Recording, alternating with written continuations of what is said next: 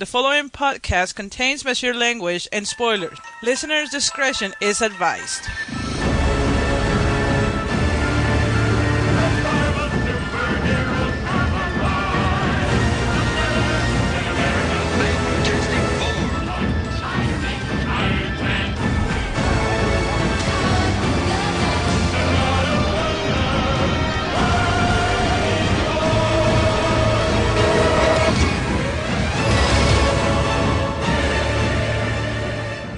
Hey everybody, welcome to Marvel Superheroes Podcast. I'm a League Machine, and these two gentlemen with me here. Who's this first guy I'm talking to? Diabolu Frank. And who's this other guy over here? Mr. Fixit. And today we're going to talk about Disney Plus's Loki, which just concluded today. Loki. It was a 6-part miniseries on Disney Plus starring Tom Hiddleston as Tim. I always screw this up, dude, every time I can. The dude's name is Tom, right? Yeah, Tom Hiddleston. Tom, not Tim Hiddleston. It's Tom. No, that's one of the variants. Tim is the variant. Tim, yeah, that's right. Tom Hiddleston and other people. Owen Wilson and some other folks. Wow.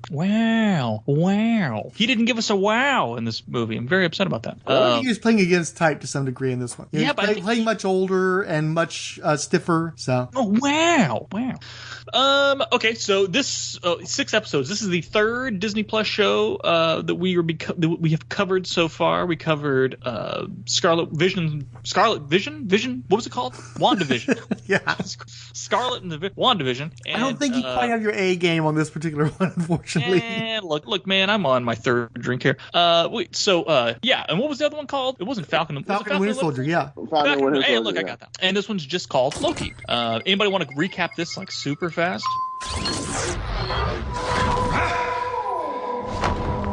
I know what this place is. The timekeepers have built quite the circus. And I see the clowns are playing their parts to perfection. Big metaphor guy. I love it. Makes you sound super smart. I am smart. I know. Okay.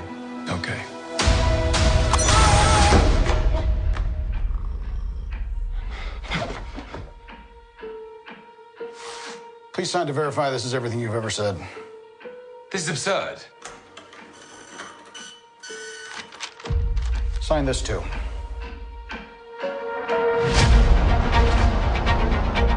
We protect the proper flow of time. You picked up the Tesseract, breaking reality. I want you to help us fix it. Why me? I need your unique Loki perspective. Do I get a weapon? Nah.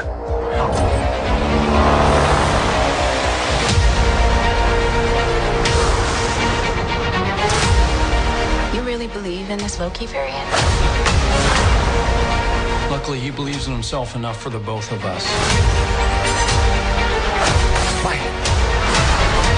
It is adorable that you think you could possibly manipulate me. I'm 10 steps ahead of you. You're not big on trust, are you? You can trust me. Loki, I've studied almost every moment of your entire life. You've literally stabbed people in the back like 50 times. I'd never do it again. This one I'll go for because I think there's too many opportunities for wild tangents. Essentially, as seen in Avengers Endgame, when the Avengers go back in time to cause changes, specifically during the Battle of New York, Loki managed to get a hold of the Tesseract and get himself out of the time stream. Therefore, you have a version of Loki that doesn't go on to fight Thanos and die. And because of this, he's causing problems by creating a tangent timeline, something not unlike, say, a Donnie Darko, for instance, and it's going to cause major problems. And there's a Time Variance Authority, and their whole job is to go around and find shit like that and prune it to make sure it never happens, or rather to maintain a singular timeline rather than having it branch off in all kinds of crazy different directions. And so Loki is arrested. He's taken to a place where his godlike powers are not in effect anymore, where they treat Infinity Stones like paperweights. They're just worthless. They have no value. And he's tried, convicted, and essentially is coerced into working for the Time Variance Authority to go after somebody who's running around killing their agents. I should point out that this is a somewhat fascistic organization while also simultaneously being a bureaucracy, and the aesthetic of the entire building is very 60s. And there's also like a little floating timepiece that is sort of like a clippy from Microsoft, who like just shows up and tells you information, played by Tara Strong, a very famous voice actress.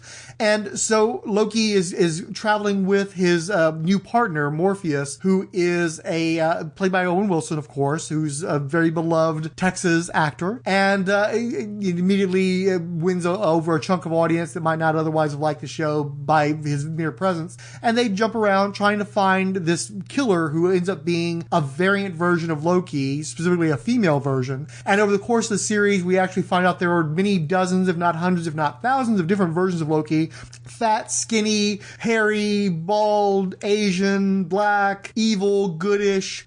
You've got again, carrying on the Mummy, you've got Rachel Weisz in Black Widow, and you've got her brother from the Mummy playing Loki on this show, the classic superhero comic book Loki. Huh? Classic Loki. Yeah, the very classic Richard E. Grant. And these people go through a bunch of adventures, and Loki has this journey of the self and is trying to get away from being the mischievous asshole that he's been throughout the movies, and is confronted with a lot of the things about himself that just don't seem to work. And eventually he and this Loki variant, rather than fighting each other, team up to try to take down this authoritarian presence, the Time Variance Authority, and give themselves the opportunity to have the life that was taken from them by this authority. Are you breathing, or are you done? Oh, I'm done. Yeah. Oh, no shit. Okay, cool. Yeah, I think call him Morpheus. It's Mobius. It's not Sorry. Morpheus. It's not the Matrix. Jesus Christ.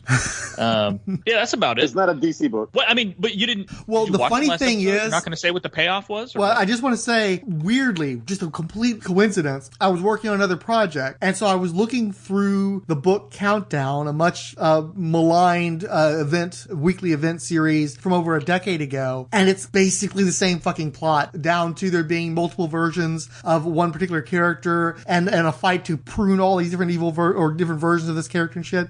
And you have this authority that's going around and destroying what they called, I think, aberrants rather than variants. And it's just weird how much Countdown shit ended up in Loki of all fucking things. I did not see that shit coming. Very strange. But I mean, you didn't finish like the last episode what the payoff was. Well, I thought that we would talk about it a little bit first before we go into the big reveal at the very end. Oh, okay, cool. Yeah. So, I mean, how do you want to talk about it? Like, can I just say, I think visually, this is one of the better like television shows I've ever seen. Can I say that? Like, not Marvel shows, but television shows. Like television shows. Like when they were on what was the planet where there was the Nexus event where that moon was shattering and was falling on the planet and nobody was going to escape. That was like Starlin-esque. Like I was just staring at this because the moon throughout the episode or 2 episodes is just getting closer and closer and closer, and there's more and more just chaos everywhere. I'm like, dude, this is like a Fifth Element sequel or prequel or something. Fifth Element is a good catch. Yeah, I'd say that. Like I'm like, this isn't a Loki. This isn't just a television show with Loki in it. Like this is outrageously good. Yeah, and I love the aesthetic. I love the TVA. I love the weird retro 60s, tube televisions everywhere, and everybody sort of dressed like they're working in an office building in the 60s. The fact that one of the recurring locations is a library just fucking gets me hot. I miss libraries so much. Oh, hell yeah. You like that? You want the Dewey? Where was Dewey Decimal? You like the Dewey Decimal? Yeah, he puts Dewey in Dewey Decimal, yeah. Whichever one, whether it's ooey gooey or doing the Dewey. I thought that Laffy and Tom Hiddleston's Loki, I dug that whole, and it's weird that they did all this in only 6 episodes, because it certainly kind of feels when everything that happened in it, it's like long, like the reveal. They get a lot of distance throughout, like there's a lot of shit. Look at the Netflix shows where it's constantly, it feels like bottled episodes. They're constantly in the same place over and over again, saying the same things over and over again. Where with this one, it just moves. They're going to they're going to different timelines, they're going to different worlds. All the locations look different, but there's also a visual consistency, and it was much more stylized than we're used to from any of the Marvel products so far. Yeah, totally. And like the whole mystery at who this other Loki variant is that they're hunting, that feels like it was a whole other season. Because eventually it turns out that it's Laffy, and then they team up, and then they have all these adventures teamed up. And it's like, you keep saying Laffy, though. It's what's her name? Sophie. It's Sylvia. Sophie. Why did I think Laffy? Where am I getting Laffy from? That's the last name of Loki. That's the Loki. Like Laufson or something. Again, we just recorded another podcast before this one, folks. I'm like 3 drinks in. So it's I don't even know how I'm speaking right now. Yeah, Sylvie. Sorry. Sylvie, I don't know how. Like the reveal that it was Sylvie feels like that was the end of a whole season, and they started a whole other season where they were like good cop, bad cop, like buddy, traversing the universe and the time stream. But this all took place in 6 episodes. Really, it all took place in 5 episodes. Part of what's great is they spend so much time setting up the Time Variance Authority in the first episode, and we spend a couple of episodes really getting into their lore and all their locations, and you get the sense of this is going to be this buddy show with Owen Wilson and Tom Hiddleston throughout the whole thing, and then it just fucking jumps rails early on and does a whole other thing, and then a couple other things besides. Yeah, and that's right. It's like the first season was Owen Wilson and Tom Hiddleston hunting Sylvie. Jesus Christ, please help me. It's like they're hunting her, and then the next season is the fallout from the TVA of Mobius's character, where they find out everyone's variants and exactly. And I'm like this all took place in 5 episodes, and really one of the episodes was a shortened like 30-minute episode where they were trying to get off that Nexus event. Like a very bizarre. Like I don't know how they did. The thing of it is, both WandaVision and Falcon and the Winter Soldier feel like one really long movie, or again, as you said, one short season. Where Loki feels like very substantial. There's just so much going on, and they're telling one story, but they're also seemingly telling multiple stories. And I think that's very much to its benefit. I think that as much as they try to talk about the production values on the first 2 shows, I think it really shows up in this one. This feels like a movie, and it doesn't feel like just one movie. It feels like multiple movies. It feels like you're getting the first 2 movies in the Loki franchise rather than a TV season. And can I point out one thing that I absolutely loved? Did you guys look at the shirt Loki was wearing in most of this, in his TVA uniform? Did you look at the shirt? I mean, I saw the shirt, but what's special about it besides the ladies like how form-fitting the outfit is, let me tell you. The collar isn't a collar. The collar is sewn into the shirt, and it comes down over his pectoral muscle. I've never seen anything like this before in my life. If you have a chance to freaking Google his shirt, I don't even know how the physics of it work. But I was like staring at, like, it's an incredible detail where it looks like he's just wearing like a business shirt, except the collars are actually like 3 feet long and they're sewn down into the shirt. It's incredible. People, go look at Loki's shirt. It's outrageous. I was staring at it for freaking like 5 episodes. Well, also, he's somehow wearing sexy Dockers. It's like these really form-fitting Dockers. So it's like he's simultaneously kind of a nerd, and yet like the women are like really into, so I don't, again, the physics of his outfit, he should look like a dork, and yet somehow it works for him. Yeah, and also they put Loki, the God of Mischief, thou sayest thou wearest those, thou mother's drapes. I'm sorry, I've been drinking, people. I can't talk. All the Shakespearean stuff. Instead, they dress him up in like a X-Files FBI outfit for like the whole show, and I'm like totally bought in on it. And I'm dude, he's like a manager at a Best Buy without the polo shirt. He's not dressed cool at all, but somehow it works. For a while, he's got the FBI jacket on. This says does it say like variant on the back? Variant, so it says variant on the back. Yeah, the sign on the back of his. No, dude, that was the first season. You're getting confused. Oh, that's right. That was before the events of the first season concluded. But yeah, I thought that this. At first, I was like, dude, they're trying to do way too much in 6 episodes. And then after they wrapped up the 6th episode, I was like, cool. Like, no, this was good. This was like 45 with one shortened like 30-minute episodes. I thought the show looked great. I'm in on all the characters. And I guess I know you two haven't talked at all about this yet. I have. In the fact that this is the first of these 3 shows that actually paid off the ending. Oh yeah, which is weird because it also does not resolve a ton of shit at the same time. Right. Well, I kind of liked that. It didn't feel rushed at the end. Where the other 2 felt rushed, like we gotta finish up our story arc. This one actually was like they left you on a cliffhanger for the next season. And I think some of it's because there's going to be an official 2nd season. Scarlet Vision or WandaVision. Jesus Christ. WandaVision. That's it. I think they said they're just doing the 1 season. If they did a 2nd season of WandaVision, I would find that to be personally torturous. So I'm just in no way inclined toward that. A lot of people like I just got a quick question, though. That was Kang, right? The Conqueror? Yeah. That's the actor that's going to play Kang the Conqueror? Yes. He's the dude from Lovecraft Country. He was cast as Kang, correct. This was a big thing. I didn't think he was showing up in the show. I thought it was going to be something stupid. And I'd seen some really... Well, everybody thought it was going to be another Mephisto or whatever. Yes. You know? Yeah. The letdown of WandaVision tapered my expectation. I'm like, dude, there's no way they're doing all this time shit. And they're going to actually reveal Kang, because I've heard Kang is supposed to be one of the big baddies for the next phase of the Marvel Universe. That could be completely wrong. I don't know if that's true. Maybe the payoff is Kang's just going to be in a couple Loki shows. That could be it too. That would kind of suck. But when he showed up in that last episode, I like gasped. Like my wife was like, "Are you okay?" And I was like, "They did it! Like it's of course it's a time. It's fucking time. You got to have Kang in it." But I didn't think they were actually going to do it, and they did it, and I was extremely happy about that.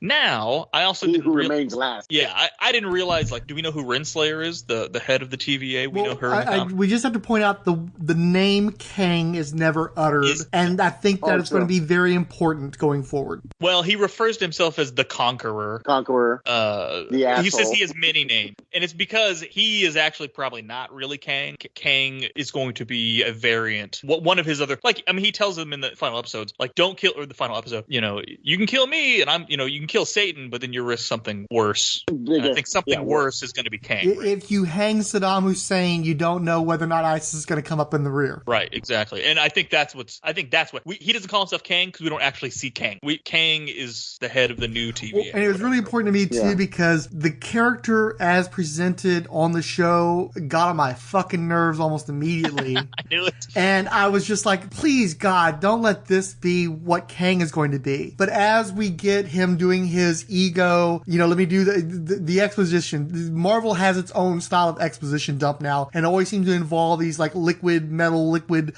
ceramic representations to visually show you shit that's going on. And he explains, again, that there's all these different versions, and that goes with the Marvel continuity as well. You don't just have Kang, you have Immortus, and you have Rama Tut, and all these different versions of the character. So it makes perfect sense that we're seeing a version of a character that's going to be Kang, but he's intentionally playing this completely differently than he would play Kang, because that's going to be another version. And I'm looking forward to seeing him portray Kang the Conqueror, but the one who remains I was so glad when he fucking died, because I hated that fucking character and I needed him to go. Way too much like Benicio del Toro collector energy off this motherfucker, but not even. Yeah, I was like that at first, but then I was kind of thinking about it, like, do we need another all-powerful being who just talks like, I am Kang the Conqueror, I manage the timeline? I don't think we need that either, because that kind of is a trope too. All these giant supervillains, cosmic level supervillains, talk exactly the same.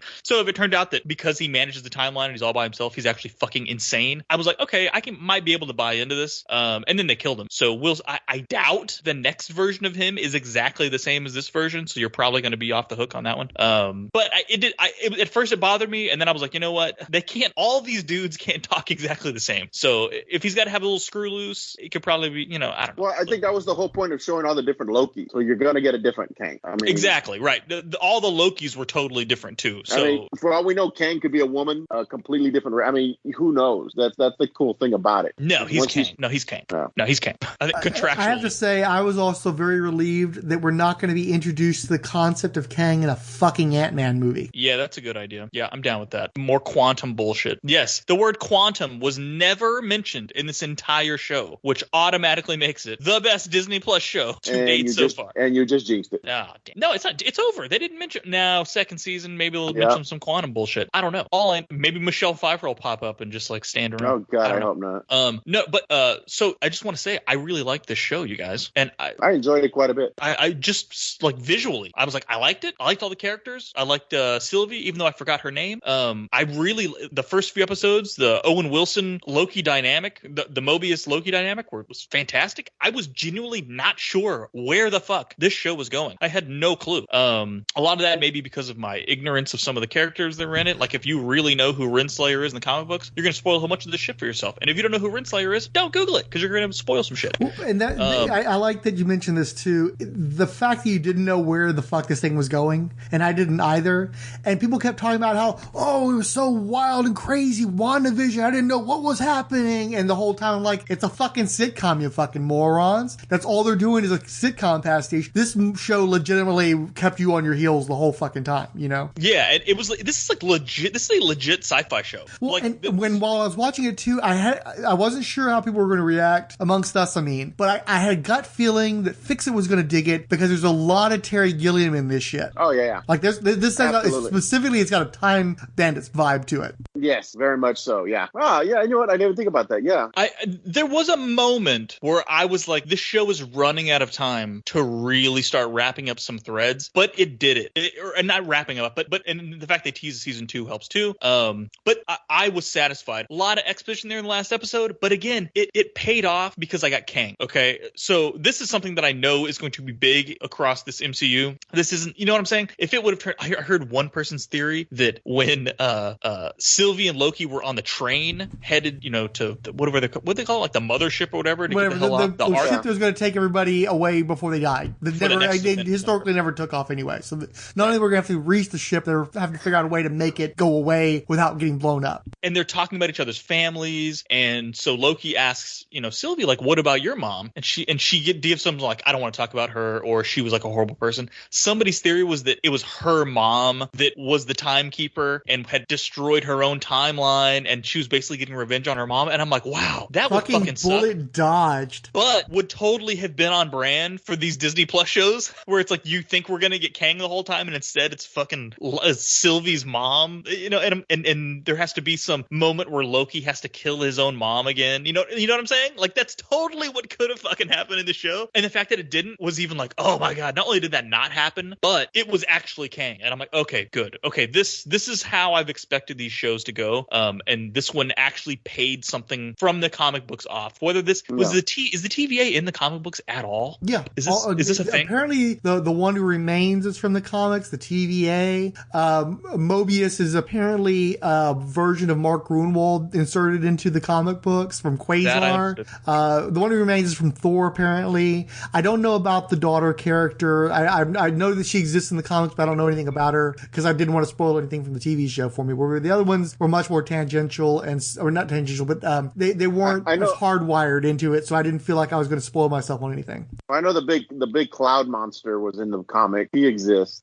Kid Thor exists. Yeah, the variants are in the comic books because they had that whole series where he was a kid and they had him adapted into there. And this show did a good job too of being like so oddball, but also giving us we got the original Loki. You had Frog Thor in a jar. Who was voiced by Chris Hemsworth as well. Was he really? Yeah, he did it for free, and apparently he was in a studio in Australia, and he's doing all the grunts and stuff. So they actually got him. So they're saying there's an actual Thor appearance in this movie. That's awesome. And I get that Mobius is a throwback to Gruenwald because didn't Gruenwald like basically write the fabric of time travel for the Marvel Cinematic Universe or for the Marvel Universe? It was so weird with Gruenwald because he is kind of Mr. Marvel, and he was the driving force behind the official handbook of the Marvel Universe and shit. But one of his weird kicks was that he was constantly putting DC shit in the Marvel Universe, and so all that stuff in Quasar, him doing his Green Lantern riff, that was all coming out of that. And I don't know if he was the one who inserted himself into the book, but somebody related to Quasar dropped him in there, for all this stuff. Where again, you have all the multiple timelines, and somebody has to oversee all that shit. That all came from him. It kind of makes me want to read some TVA comic books. Like, I don't know. I dug it. I really like this show. It didn't tie up all the loose ends, but then I was happy to see that there was going to be a Loki returns in season 2. I'm like, okay, cool. We can kind of continue some more of this stuff. I don't have to get mad that, well, where did Renslayer go? She just walked out. We never get any explanation. Like, okay, we're going to get some more. I don't have to wait for some fucking movie to explain it all. So anyway, I liked it, guys. I thought it was cool. It's definitely my favorite of these Marvel shows so far. Absolutely. And I don't think that it's some coincidence either that, look, dude, Tom Hiddleston's freaking badass as Loki. This dude is so good. He steals all these movies. He steals every movie he's in. I think it's going to be a Robert Downey Jr. moment where it's like no other actor can play that character. Oh, for sure, dude. And I don't know how long they got this dude tied up in a contract, but I haven't seen him in any movie, so I don't see him going anywhere anytime soon. They got to milk this dude because everything he does is just, he's fantastic. He's great as this character. Who would have ever thought freaking Loki would be the cornerstone of the Marvel Cinematic cinematic universe from it's freaking Loki. It's Loki. He's so good. And I thought the look of the show was fantastic, as we've said a million times. The story was interesting. It had the payoff at the end. This checked all my boxes I was looking for. And for the blueprint of these Disney Plus movies, this is exactly what I was looking for. Exactly. I don't want it to be any more episodes. I don't want it to be any less episodes. These 6 episodes are good. It had a mysterious time, a storyline that I wasn't quite sure where it was going, even though I read comic books, and there was a payoff. That's it. This is what I want, people. This is what I want. Well, much like with Kang, when they were going to cast Loki, I was wanting something a little bit more like a straight villain. And, Kenneth Branagh did the first Thor movie. And one of the people that they were talking about in the early days for casting Loki was Josh Hartnett. And I was very into that because I had seen a movie called O, which was like a modern day retelling of Othello. It was like, there was a thing at the time period because you had like 10 Things I Hate About You was a remake of The Taming of the Shrew. You had Cruel Intentions was a remake of Dangerous Liaisons, that kind of shit. I didn't think you were gonna make it. Oh, come on now. You know I can't beat Magnolia tomorrow. I don't see my good luck charm first. His name is Odin James, but everyone calls him O. A star player in love with the most popular girl in school. This year's unanimous choice for most valuable player, Mr. Odin James. I love you. I love you too. But nothing comes between two people's passion. I love him like my own son. Like one person's jealousy. He's all alone here. And we're his family. Sure, Pop. I rebound and shoot. I play guard, forward, power forward. You name the position, I play it. Maybe we could pretend for a while, That is the sweetest thing I've ever heard. The plan I've come up with is flawless. We're gonna break him up. You trust Mike? What's up, man? Why you tripping? You watch your girl, bro. I mean, she and Mike spend an awful lot of time together. You never used to go out with Mike or anything like that, right? Michael? He's like my best friend. But I thought I was your best friend. Somebody say something to you? Watch her. They're not just gonna come clean. Look, is she cheating on me or not? I don't know if it's true or not, but Mike told me that him and Desi were together last night. I don't know what else. You never give out no love behind my back now, would you? What? You're the only person I've ever been with. And if you want to be with me, don't ever talk to me like that again, ever. What is going on with Odin? We'll be all right, Duke. Better be better than all right, son. I still got your baby. If he comes at me again, I swear I'll kill him. I'm sorry. Desi was going behind my back. I could deal with that. But all this wondering you got me going through? Me? Yeah, you. Why don't you just forget about her, man? I love that girl. Well, I got played. What are you talking about? Stop it, man. Yo, it's in my head up. Now somebody here knows the truth. Somebody needs to tell the truth. From here on out, I say nothing. I still got your baby. Painted on my heart. Touch of a fingertip. It's love so deep inside. And so I saw O, and you wouldn't think that Hartnett could play a Loki-type character, but he was so good as the Iago type in that movie that he was just like frozen in my mind as the perfect guy to play the comic book Loki. And of course, it didn't go that way. It ended up going with Tom Hiddleston. And much like with Black Widow, I was always messed up by the fan casting, by having seen what I felt was the perfect actor for this character, and then them not actually getting to play the character. And I've never fully warmed to Tom Hiddleston. I know that, especially after the first Avengers movie, there was like this whole fandom that sprung up around his character and just loved him to pieces. I've seen him in all these movies. I'm still not a big fan. I think he's a fine enough actor. I've enjoyed him in other things. I don't really like him as Loki. I really feel like he's this sort of mushy, soft version of Loki, where I'd want somebody who's more, malevolent than he ends up being. And the show, of course, essentially turns him into an anti-hero and a sort of a romantic hero. So I feel like the character and the reaction to the character have been all altered, irreversibly by these changes. Although I also have to admit that I have not read all these aughts Loki stories that made him more popular within the comics themselves. And maybe that material, I think specifically, Kieran Gillen, I think did a run that was very well received that altered the character and made him more of the protagonist, whereas I'm still used to Loki as an antagonist. But setting that aside and recognizing that Thor is, for me, the weak link of the Marvel movies, that's the area of the Marvel Cinematic Universe I have the least interest in, and by extension, Loki as well. And this was definitely, of the three series that were announced, the least interesting to me of the Disney Plus shows.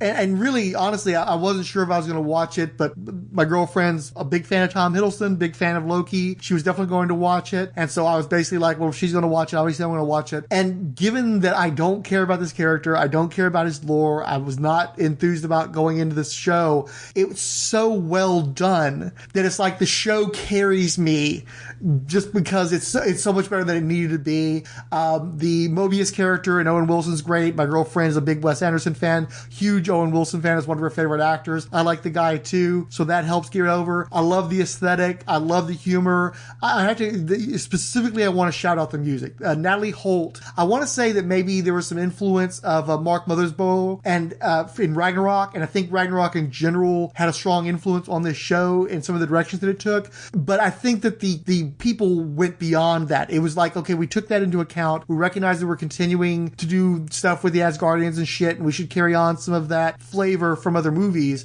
But I think Natalie Holt's music on this show was so fantastic. This is I think the only thing that Marvel has ever put out where I would have an interest in buying a soundtrack album, where I would actually want to listen to the score from this show in isolation without even having to watch the show. The music is so excellent, and it gives you such a great vibe. And I think that this is one of the best directed Marvel projects also. The director is Kate Herron, and the whole vibe of the show is different from anything else Marvel's ever done. And it's funny because, again, you've got a lot of female energy on this show. It's, I believe, written by a woman. It's directed by a woman. It's scored by a woman. There's a lot of, any time that there was an option of can we do a male or female, they went ahead and cast a female person. But what was great is that even though it had that energy, at no point do they ever do any girl power bullshit. It's just, matter of fact, these are the characters. They have to be women, and we're not going to discuss it. And I was very open to that because you know that it's a feminine show without them having to fucking tell it to you and fucking highlight it and underline it and everything else. And I really dug that energy. No, I agree. And not just women, there are a lot of people of color in this show as well. And I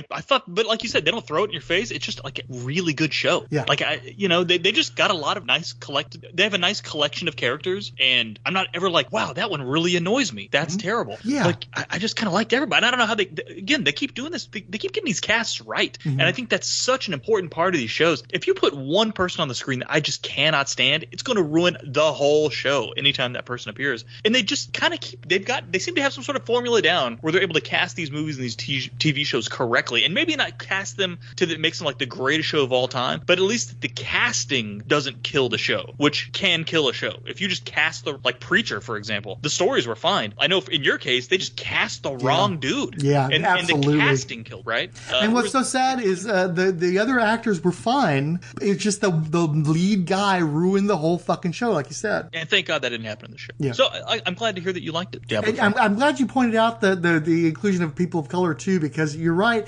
I never really had to think about it. They were all great. You had some protagonists, you had some antagonists. The race aspect really doesn't ever come into it. It's just we're actors doing our stories, telling our tales, and you don't even have to think about it. They're just all really good at what they're doing. And I know there's a lot of people that get really pissed off about social justice warriors and agendas and shit. It's like the show obviously had that in mind because they cast so many different people, but the show isn't about that. It's just a really good show that happens to have good actors that aren't white dudes. They don't make a big deal about it, and it works to their benefit because you don't think about it. You're just going with it, enjoying these characters. Yeah, totally agree. I'm down for Loki season 2. I'm cool. I like where this is setting up the multiverse. I'm down with the show. I was perfectly happy with Loki. And what's funny too is I don't care about the TVA as a concept. I don't like the character of Loki. I'm not really interested in the stories that this show is supposed to be representing. I really hate how much DC shit is getting to Marvel right now with all this multiversal stuff and everything. And yet the quality just wins me over. It's so well done. done that it's like, fuck, okay, you got me. You know, I can't resist your charms. You know, it's just too good. Well, but like if this was the first season of The Expanse or some random sci-fi show, like this would be good. Yeah. Like forget all the MCU stuff. This is just a solid sci-fi movie with bizarre time travel and creature creation and these bizarre planets and Nexus events. And I mean, it was just good. It was just good. I don't know. And one thing this guys too is when those timelines start branching out, which definitely feeds into everything we've been seeing in this phase of Marvel, and you know what if's coming, and Fixit just came, just the mention of it. But there's also, it really does have this ominous quality to it where it's like, oh fuck, once this multiverse is really getting, you know, its branches out there, what the fuck's going to happen? What is this going to mean? I mean, it might go back to predictions we had years ago with the Infinity movies where it's like, maybe if we've got variants of Loki, then we can have variants of Tony Stark and variants of Captain America, and we may end up ultimately getting to recast those characters after all. But in the case of somebody like Yelena from Black Widow, I would rather just see her continuing to do her adventures. You're a new character rather than a recast character. But we just don't know. We don't know where the fuck this is going to go. We don't know how crazy this is going to get. And it does have this great ominous quality to it. So, you know, I'm there for it. Against my wishes, I'm drug into this because it's just too interesting. How about you, Mr. Fixit? Any closing comments on this podcast? No, loved it. Can't wait for season 2. Is the best of the 3 Disney Plus shows for you? Absolutely. Hands down. I think it's objectively the best, but I still like Falcon and the Winter Soldier better just because that's more my lane. But it's a really good show. No, I actually looked forward to Wednesdays. Or the other ones I was like, well, I'll catch it when I get home. This one I was like, at midnight Tuesday, I was trying to see if it was on already because I wanted to watch it, and it wasn't. I was really disappointed. So that's how I knew I was into it as soon as I was going out of my way to try to catch the show ahead of time. All right, folks. We actually like stuff. It's not always all doom and gloom. We're not all like mad all the time. It's gonna fucking.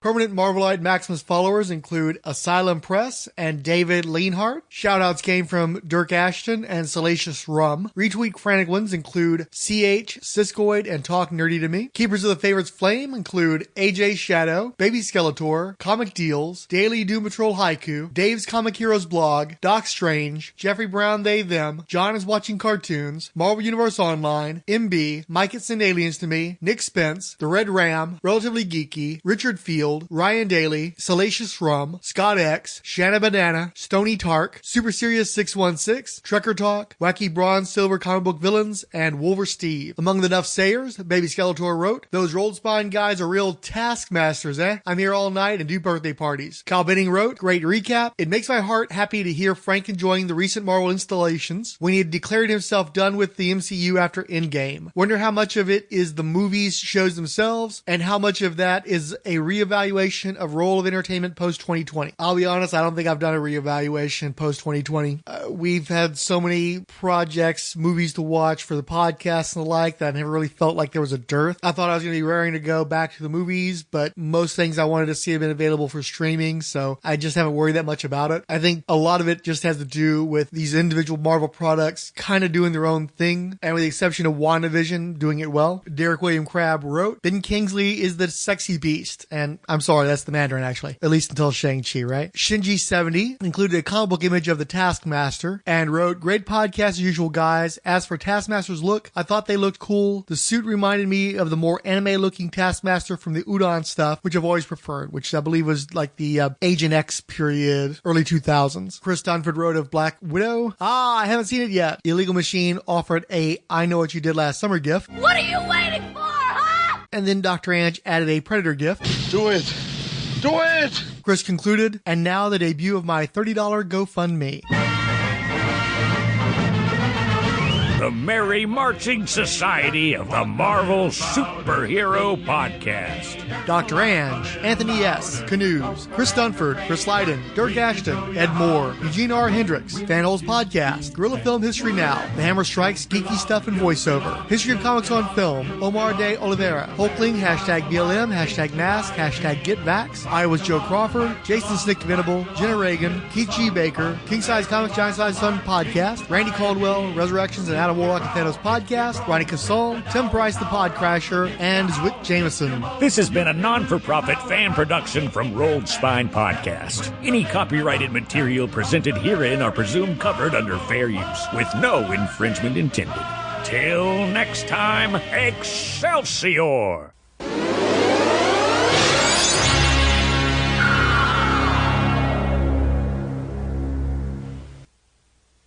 It's going to weird the fucking shit out of people that A, were positive, and B, were coming in under an hour on these fucking things. No, that you were positive. Well, yeah. Even though you did throw shade, they stole from DC. I'm like, okay, come on. Like, but dude, like, they don't own the rights to time travel. Dude, we've had like nothing for so long to have like Loki wrap up and be good, and then watch Black Widow and Black Widow is good. I'm like jazzed about this shit. Yeah, it's like maybe Shang-Chi won't suck after all. Yeah, you can't take for granted. Maybe they just do shit trailers like we said earlier. Maybe Shang-Chi doesn't suck. I got a feeling Shang-Chi's gonna suck, but I know you and I had that discussion about the rings. You're like, the rings. I'm like, I'm fine with the bracelet. They're fucking rings, dude. Those had better be fucking Fing Fang Foom's rings, and that's why they're No. I told Mac the only way I'll be pissed is if Fing Fang Foom shows up and he's not wearing purple shorts. If he's not wearing purple shorts. No, I want a big fat Dr. Manhattan dong. Let's actually see Marvel swing that dick. I want to see his Fang Foom. Yeah, he better come out and look very Kirby-esque and be wearing fucking shorts. I mean, if that's him in the trailer, then he's not Kirby-esque. But yeah, I'm a little worried. I saw that. I wasn't a big fan of that. When they're fighting with the rings in the trailer, it's all fucking like energy whips and shit. Like, it's gonna suck, dude. This is dumb. It's gonna be dumb, dude. It's gonna be dumb. But look, lowered expectations. Maybe I'll go in and like it. I don't know. I'm still gonna go see it. Eternals also had a horrible trailer, so we'll see how that goes too. Yeah. Maybe that's what they do. They lower your expectations, so when you show up, you're like, holy shit, that was actually really good. Yeah, maybe. Yeah, if that's the plan, good. More power to them, because I like being sucker punched. I like being tricked. I like going in there thinking that this is going to be trash and being won over by it. I'm sucker punched. You're more like donkey punch, dude, because you hate somebody walking in. Falcon punch.